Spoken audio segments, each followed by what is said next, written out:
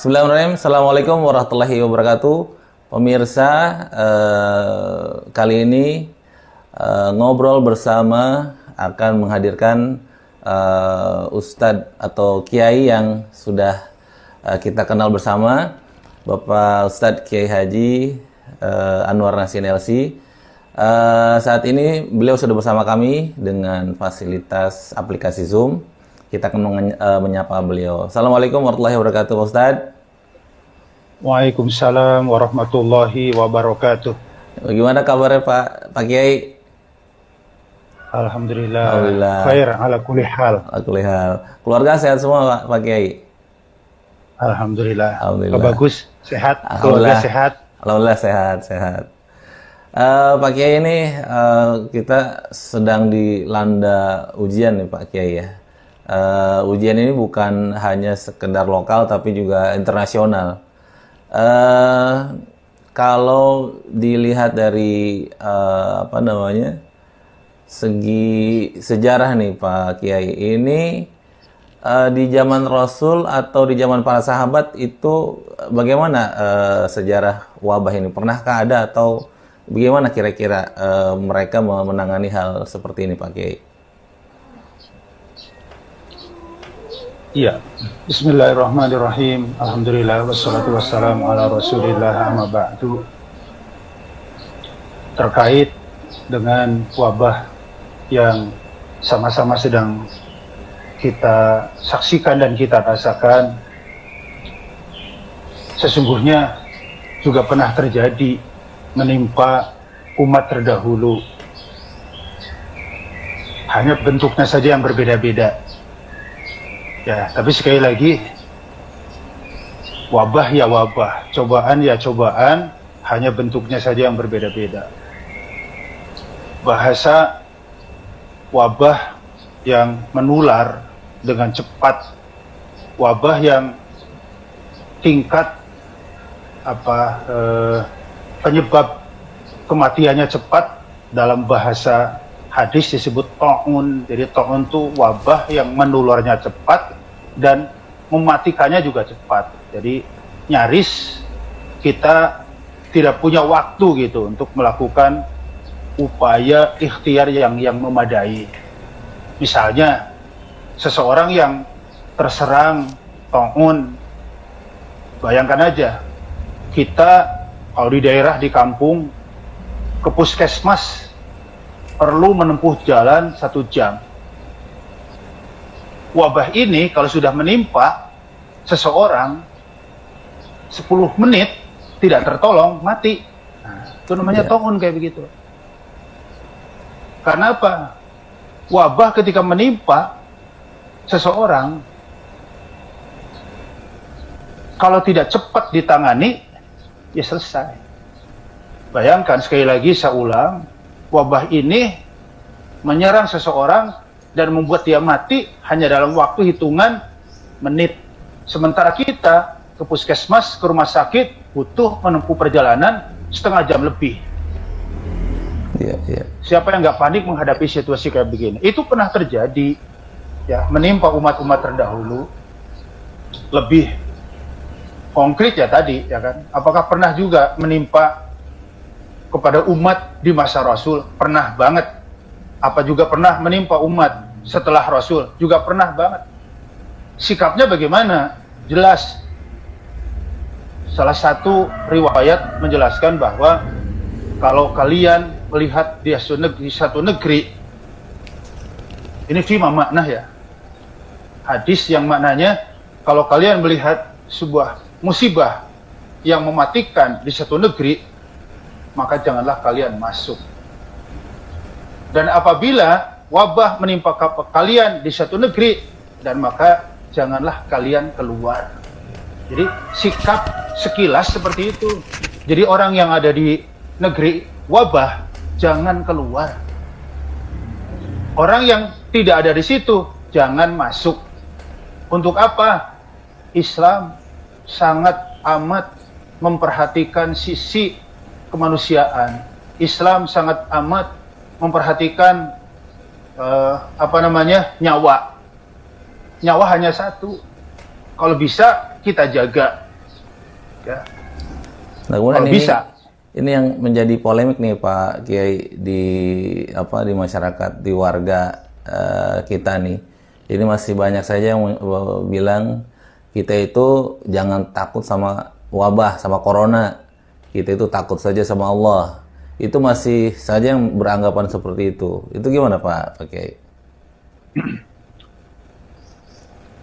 Ya memang semuanya bergantung kepada kekuatan keimanan masing-masing sebenarnya. Ya, jadi mungkin agak belok sedikit gitu ya. Berinfak atau bersedekah. Rasulullah ketika ditanya, saya orang kaya punya anak cuma satu, dan anak saya sudah mapan, apa boleh saya mensedekahkan semua harta saya kepada orang lain? Rasulullah mengatakan, lah, jangan. Kalau saya sedekahkan setengahnya bagaimana? Kata Rasulullah, jangan. Bayangkan, anak satu sudah mapan, dia kepengin sedekah semua harta, Rasulullah jangan. Setengahnya, jangan. Terus dia mengatakan, as-sulus, kalau sepertiganya, was-sulusu katsir. Sepertiganya sudah banyak. Lalu Rasul mengatakan, kamu meninggalkan keturunan yang mapan, itu lebih baik ketimbang kamu meninggalkan keturunan yang jadi beban buat orang lain. Rasulullah mengatakan kayak begini, Rasulullah itu melihat kadar iman orang itu seperti itu. Yeah. Tapi ketika Abu Bakar yang melakukan, menginfakkan semua hartanya, Rasulullah tidak melarang. Jadi artinya apa? Kadar keimanan juga bisa menentukan sikap. Iya, iya. Ya, contoh misalnya, resiko perang itu mati, salah satunya ya. Resiko perang itu luka, cacat seumur hidup, atau mati, atau menang. Itu resiko perang. Ya kalau menang bukan resiko lah, ya. Sekali lagi, resiko dalam perang, luka, cacat seumur hidup, atau mati. Tapi ada salah seorang sahabat, muda. Ya Rasul, boleh nggak saya ikut berperang? Kata Rasulullah, jangan.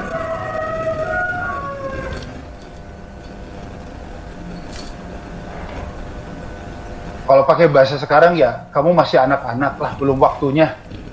Kalau pakai mungkin bahasa kampung saya, udah kamu main layangan aja dulu, main gundu aja dulu. Perang nanti ada saatnya untuk kamu, ada waktunya untuk kamu. Tapi anak itu tetap kekeh meminta. Ya, sehingga akhirnya setelah dia diperintah untuk terlebih dahulu meminta izin kepada orang tuanya, kemudian dites oleh Rasulullah. Ya kan, dia mampu, akhirnya Rasulullah mempersilahkan. Ini artinya apa? Kayak mendekati takdir mati lah. Paling tidak, bergabung ke medan perang itu mendekati takdir luka, takdir cacat. Tapi ketika keimanan dia mumpuni, memadai, Rasulullah tidak menghalangi. Sampai sahabat itu saat itu masih remaja lah, ya, sedang menggenggam beberapa biji kurma dan beberapa sudah dikunyah. Kemudian begitu mendapat izin, dia bergegas lari. Ternyata Rasulullah memanggil. Itu apa yang ada di genggaman tanganmu? Dan itu apa yang sedang kamu punya? Dia menjawab, kurma ya Rasul. Yang saya punya juga kurma. Rasulullah mengatakan, ya, yang dikunyah habisin dulu, yang digenggam habisin dulu. Kenapa? Ya makan dulu lah. Malah anak itu mengatakan, kalau saya menghabiskan yang di mulut, terlebih ditambah yang di tangan, kapan saya mendapatkan syahid? Artinya apa? Seseorang yang memiliki kekuatan iman tertentu, dengan penuh keyakinan bahwa ma asaba min musibatin illa biidznillah, Tidak ada peristiwa yang menyenangkan atau yang tidak menyenangkan akan menimpa siapapun kecuali atas izin Allah. Ya kalau dia punya keyakinan seperti itu, niatnya hanya semata-mata untuk beribadah kepada Allah Subhanahu wa Ta'ala, ya nggak ada masalah. Jadi saya hanya ingin mengajak semuanya, polemik itu harus disikapi dengan bijak. Ya tidak saling menyalahkan. Yang sholat Jumatan insya Allah benar. Yang sholat di rumah benar. Yang tetap berjamaah ke masjid ya benar. Yang sholat di rumah juga benar. Yang nggak berjamaah di rumah benar. Yang sholat sendirian juga benar. Yang salah yang nggak sholat. Nah itu dia. Jadi ini masalah fikih. Masalah fikih itu semuanya ijtihadiyah. Ijtihadon, dugaan. Nggak qot'i. Dan fikih itu sifatnya dinamis. Bisa saja awalnya haram jadi mubah. Kalau menjadi halal nggak mungkin. Jadi sekali lagi, dari haram maksud saya menjadi mubah itu sangat mungkin. Tapi kalau haram menjadi halal nggak. Orang terpaksa harus makan bangkai haram, tapi terpaksa. Kata Allah asal tidak melampaui batas, maka bangkai yang semula haram menjadi mubah. Boleh. Artinya apa? Tidak dosa, tidak berpahala. Mubah itu begitu. Dosa enggak, berpahala enggak. Tapi tidak sampai ke level halal. Itu fikih. Bahkan sesuatu yang mungkin halal bisa menjadi haram. Jadi fikih itu dinamis. Makanya sekali lagi, saya sering mengatakan fikih bahkan identik dengan al-ikhtilaf. Berbeda. Kalau nggak beda, bukan fikih namanya. Kalau nggak beda, namanya akidah. Iya. Kalau beda, dari fikih, ya emang ciri khas fikih itu beda. Jadi kita saling menghargai saja, bahkan harus sampai kepada level kita saling mendoakan. Semoga yang Jumatan, yang nggak Jumatan, semua amalnya diterima oleh Allah Subhanahu Wa Taala. Termasuk nanti traweh atau nggak traweh, gitu. Ya, jadi semuanya ada pedomannya, ada dalilnya gitu. Jadi saya ingin mengajak semua pihak, mari bersikap bijak saja. Iya. Kalau dari Pak Kiai sendiri ikut yang mana Pak Kiai? Untuk ya Pak Kiai sendiri itu sholat di masjid berjamaah kemudian Jumat atau ikut yang mana Pak Kiai sendiri gimana? Iya. Jujur kalau saya sendiri mengikuti fatwa MUI, ya kita orang Indonesia, ya kita punya MUI merupakan lembaga tertinggi yang mewakili segenap elemen umat Islam dari ormas apapun dalam konteks keindonesiaan. Mungkin kalau pakai bahasa kita fikih ya MUI adalah representasi dari umat Islam dari madhab apapun yang muktabaroh. Muktabar itu madhab yang dibenarkan, baik itu Hambali, baik itu Syafi'i, baik itu Maliki maupun madhab Hanafi. Ini semua disebut al-madahib al-mu'tabarah, madhab-madhab yang dibenarkan dalam Islam. Jadi mengikuti madhab salah satu di antara ini nggak ada masalah. Dan MUI sekali lagi adalah representasi dari seluruh ormas atau seluruh madhab. Buat saya orang awam, apa yang difatwakan MUI itu harus jadi panutan, jadi pedoman. Jadi kita harus melangkah dengan ilmu, melangkah dengan pedoman. Dan saya yakin orang-orang yang ada di lembaga itu adalah orang-orang terbaik. Kalau dalam konteks Indonesiaan ya, orang-orang terbaik dari kalangan Nahdiyin, orang-orang terbaik di kalangan Muhammadiyah, orang-orang terbaik dari kalangan Al-Irsyad, Al-Wasliyah, Persis, PUI dan sebagainya. Ya, menurut saya sebaiknya kita sebagai umat ikutinlah fatwa mereka supaya kita tidak tersesat. Yang kedua ya, kita mengikut apa yang sudah diputuskan oleh ulil amri pakai bahasa Al-Quran. Pemimpin kita. Jadi pemimpin kita baik dari pusat sampai ke daerah sikapnya sudah sama. Ya, saya sih lebih mengajak kepada segenap umat Islam khususnya dan berdasarkan bangsa, ya mari kita ikuti petunjuk mereka ya kan, para pemimpin kita, baik umaro maupun ulama, insya Allah berjamaah berkah. Kalaupun hasil putusannya misalnya tidak benar alias salah di sisi Allah, itu pasti dimaafkan. Itulah keutamaan berjamaah. Al-jamaatu barokah. Jamaah itu barokah. Kurangnya nanti yang menyempurnakan Allah, salahnya dimaafkan Allah. Jadi sekali lagi, itulah keutamaan berjamaah. Yang kurang, nanti Allah yang menyempurnakan. Kayak kita sholat berjamaah, baca Fatihah belum tuntas. Ikut saja. Bacaan imam itu bacaan kita. Jadi orang berjamaah itu kalau ada yang kurang, Allah yang menyempurnakan. Gitu. Kalau kita salah keputusannya, dimaafkan. Jadi nggak ada ruginya berjamaah. Betul, Oke. Oke, baik Pak Kiai. Menanggapi peristiwa ini seperti apa? Mensikapinya seperti apa, Pak Kiai? Oke. Semua atau sudah banyak lah ya, bagaimana mensikapi ujian ini. Saya sekali lagi apresiasi, ya. Jadi tidak saling mengecilkan, tidak saling meremehkan, apalagi menyalahkan. Kok sikapnya begini, kok sikapnya begitu, kok sikap kayak gini hanya disikapi dengan sikap keduniaan, APD lah, stok makan lah. Itu tidak salah kok, menyiapkan APD, stok makan yang cukup itu juga tidak salah. Saya hanya ingin melihat, ya mari kita saling menyempurnakan aja. Jadi tidak ada yang sempurna dari satu orang. Jadi kita saling menyempurnakan, saling melengkapi. Nah, saya tidak melihat dari sisi duniawi, tapi sikap dari sisi maknawi, dari sisi ruhiyah. Bagaimana mensikapi kondisi seperti ini? 3 hal saja. Ridho, tawakal, sabar. Itu aja. Kenapa ridho? Tidak ada orang yang bisa menolak takdir Allah. Kalau nggak ridho, mau apa? Sekali lagi, tidak ada yang bisa menolak takdir. Ini adalah satu di antara sekian takdir Allah, kehendak Allah.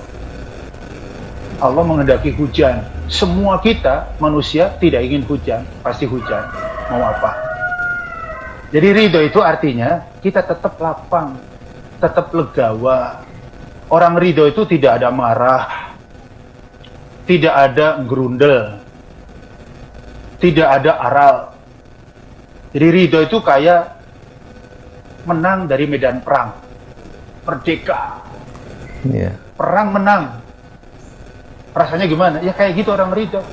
Nggak ada dendam, nggak ada dengki, nggak ada marah, nggak ada gerundel. Itu nyaman banget, ridho. Kalau Anda seorang olahragawan bermain di babak puncak final terus menang, bagaimana rasanya? Tidur nyenyak pasti, makan enak pasti. Ya itu karena artinya plong. Tapi kalau Anda bermain di babak puncak terus tim Anda kalah dan penyebabnya adalah tendangan penalti Anda yang tidak masuk, makan enak tidak? Wah, tidurnya tidak? Pasti enggak. Iya. Nah, karena apa? Ada ganjelan di dalam hati. Ridho itu tidak ada yang mengganjal di dalam hati. Nggak ada marah, nggak ada sebel, nggak ada aral, nggak ada gerundel. Ridho, terima. Mau nggak mau, terima. Kenapa? Ya nggak bisa nolak, mau apa? Dan orang yang ridho, insya Allah bisa merubah sesuatu musibah, sebut seperti itu, bisa menjadi berkah. Jadi banyak kekurangan di satu sisi justru menjadi sebuah berkah di sisi yang lain. Kalau kita bisa mensikapinya dengan keridhaan. Dengan bahasa lain ya, bersahabat kita lah dengan keadaan. Ya, saya hidungnya pesek, misalnya, kepenginnya mancung kayak orang-orang. Tapi Allah takdirkan saya ditakdirkan hidung pesek. Kemudian dikata-katain orang, pesek. Jangan marah. Jangan marah. Karena marah tuh dia nyesek malah. Ya. Ridho aja. Artinya bersahabat. Makanya banyak Orang yang bisa bersahabat dengan keadaan justru berbuah menjadi berkah. Bikin aja semacam kayak pantun gitu.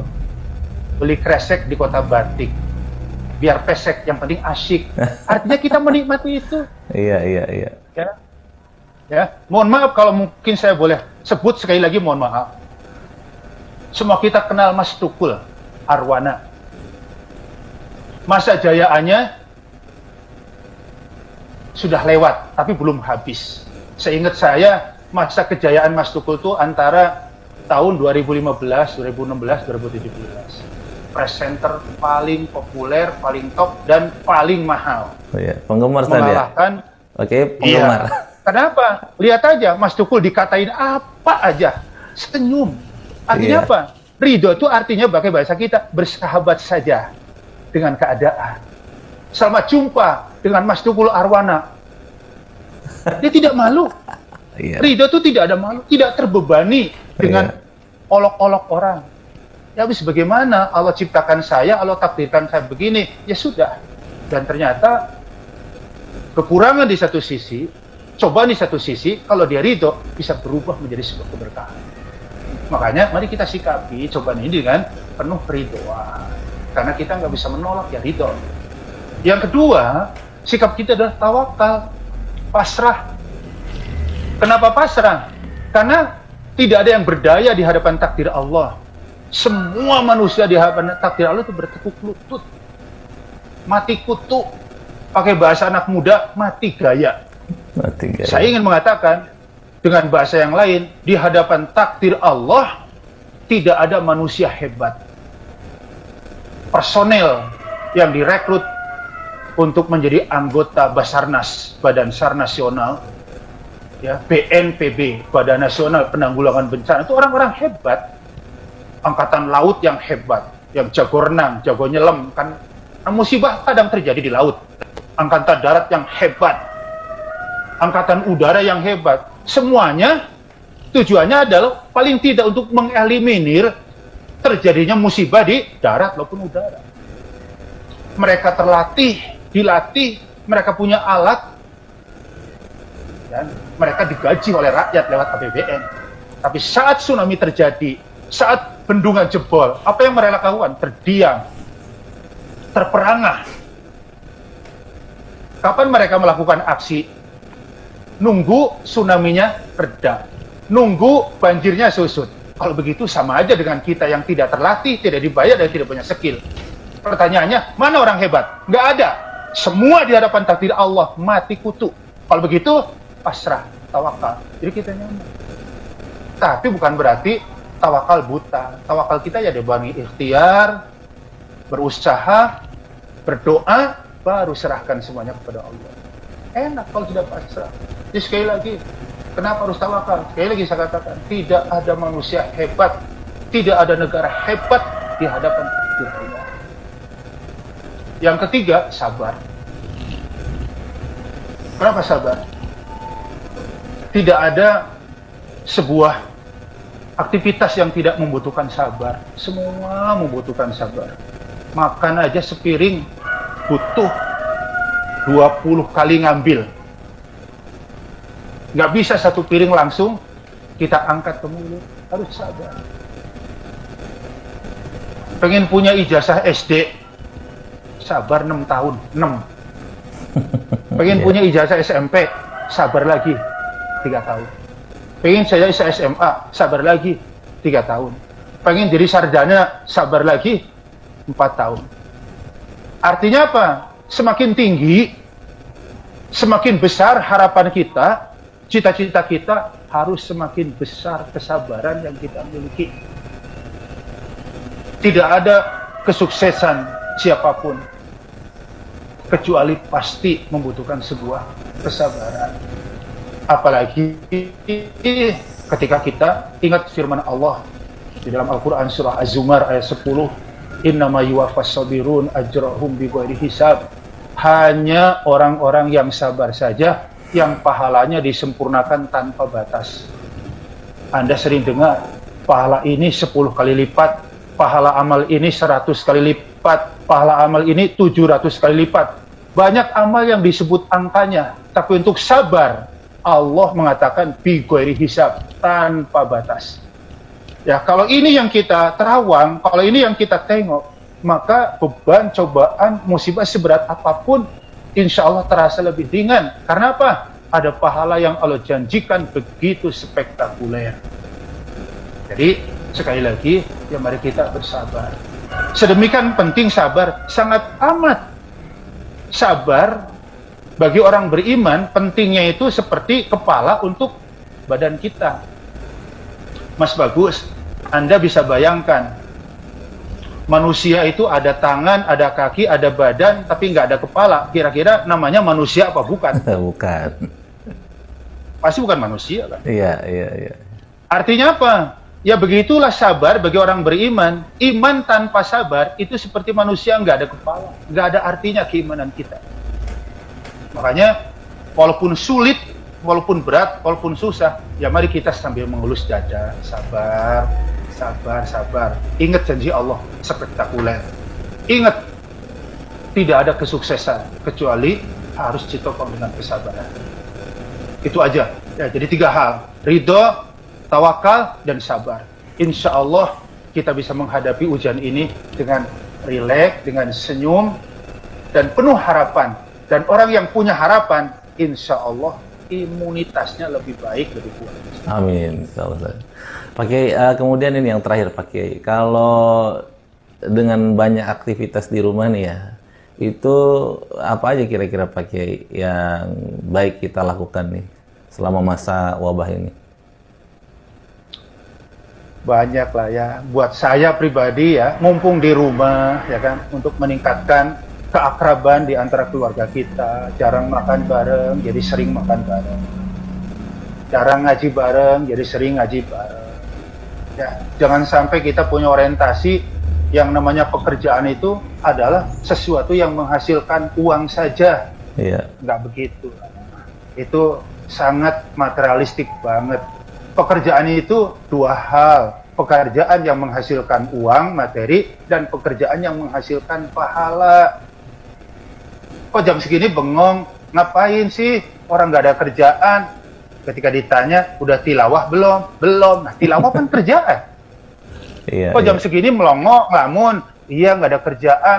Ketika ditanya, sudah duha belum? Belum. Nah, duha kan kerjaan. Betul. Jadi masih banyak di antara kita yang lupa bahwa pekerjaan itu, sekali lagi, ada pekerjaan yang menghasilkan fulus, kita lakukan, ya, dan ada pekerjaan yang menghasilkan pahala akhirat.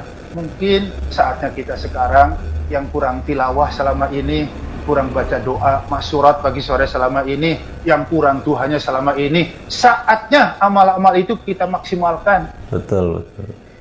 Bersama keluarga. Jadi jangan ada yang merasa jadi pengangguran. Mari kita terus beramal, mari kita terus berbuat baik yang mendatangkan nilai-nilai keduniaan maupun amal-amal yang mendatangkan pahala untuk akhirat kita kelak. Wallahu a'lam bishawab. Baik Pak Kiai, jazakumullah khairan kasiran atas pencerahannya di acara Ngobras ini. Semoga Pak Kiai sekeluarga semuanya sehat dan kita semuanya Amin. segera keluarkan oleh Allah dari musibah wabah hari ini. Terima kasih sekali lagi Pak Kiai atas waktunya. Insya Allah banyak yang bisa kita dapatkan untuk nasihat kita dan untuk bagaimana kita menggapai akhirat kita melalui wabah musibah ini. Terima kasih sekali lagi. Assalamualaikum warahmatullahi wabarakatuh. Waalaikumsalam warahmatullahi wabarakatuh. Baik pemirsa, demikian tadi ngobras kita bersama Kiai Haji Anwar Nasihin LC. Assalamualaikum warahmatullahi wabarakatuh.